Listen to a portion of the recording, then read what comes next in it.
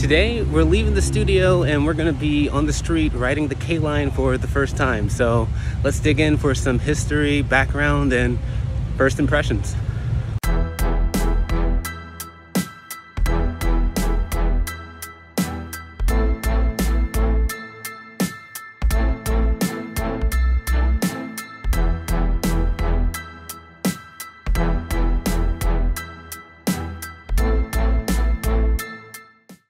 Hey guys, and welcome back to another episode of the South LA Recap. Don't forget to like, comment, and subscribe to learn more about South LA on the regular.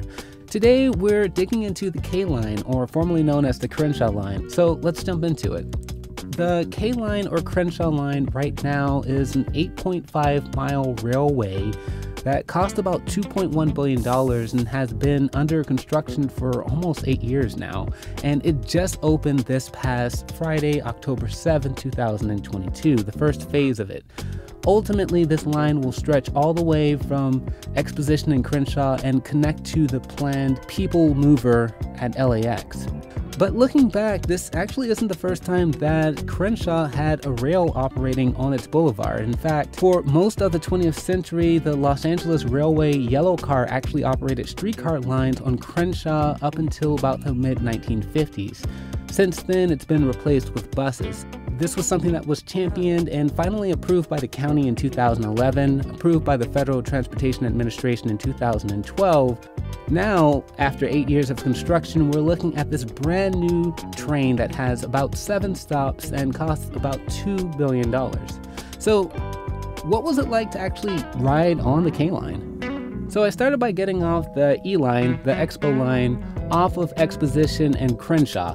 And just a fun fact here, there's actually a metro station parking lot that has about 450 spots, and it costs about $3 a day to park your car here, and it's easy access to both the E line, the Expo line, and the Crenshaw line, the K line. Oddly enough, even though the K line meets right where the E line is, the two stations aren't connected, so you actually have to walk just a little bit to transfer from the Exposition train down to the Crenshaw train. So once I went down the escalator, the train was actually waiting right there, so I just hopped on. So most of the train is actually underground for the first 3 stations, so that's including the Exposition and Crenshaw station, the Leimert Park Boulevard station, and the Martin Luther King Jr. Boulevard station. And then right when you're going to the Hyde Park station, that's right where Nipsey Hussle Square is, the station starts to rise up of ground and you can see some really just great boulevard views of Crenshaw. And you can admire some of the storefront businesses and some of the homes that actually sit up quite high. And I got some really cool footage that I like, and I would really like to compare it and see what it looks like maybe 10 or 20 years from now. So from start to finish, I got in about 10:12 a.m.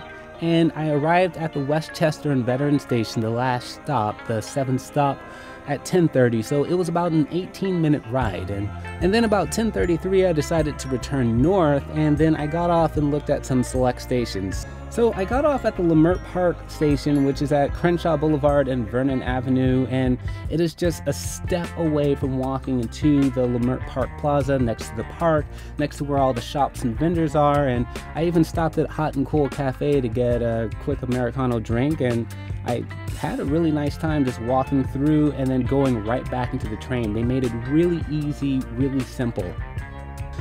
I stepped back on the train, just admiring some of the art at the nearby station, and then I got off at the Martin Luther King Jr. station. This one was a little bit more disappointing. So I just got off the train, walked into the mall, just got off the MLK stop, and kind of occurred to me like why they didn't put a stop in the mall. There's one on King, which makes sense if you're trying to catch buses from here or such, or trying to go to Krispy Kreme's. But it would have made a lot of sense to have a secondary entrance and exit from the station to the mall. So it kind of makes me wonder if there's a long-term plan for the mall, because that could have been something that led a lot of foot traffic into this big destination here in Crenshaw. So after I left the mall, I actually got back on the train and took it back to Exposition and Crenshaw, this time going back towards downtown. And it was kind of odd because the Exposition line, the E line, has a split platform, and one side of the platform is on the other side of the street. So if you're coming from downtown, you'll be on the side of the K line. If you're coming from Santa Monica, you'll have to cross the street in order to get on the K line, and I can imagine a bunch of missed opportunities to get on the train and having to wait about another 15 minutes to get back on. So that was just another slight inconvenience. I think overall it's great to see this level of investment in South LA. One of the sad things that I've seen, and there's a story I'll link in the description, is about the hyper commodification of housing that's going on. The Los Angeles Times reported about 5,000 new rental units just around the Exposition and K Line. And I think it's going to be really interesting to watch and see like how many more of these like mixed use developments that we're going to see, because on one end it's nice, it's actually sort of combating the housing issue that Los Angeles faces, but at the same time it's displacing so many people that have been in this part of South LA. So that's all I have for this episode of the recap, and this one was definitely not the typical deep dive into history, but a fun look at something new that's in our community.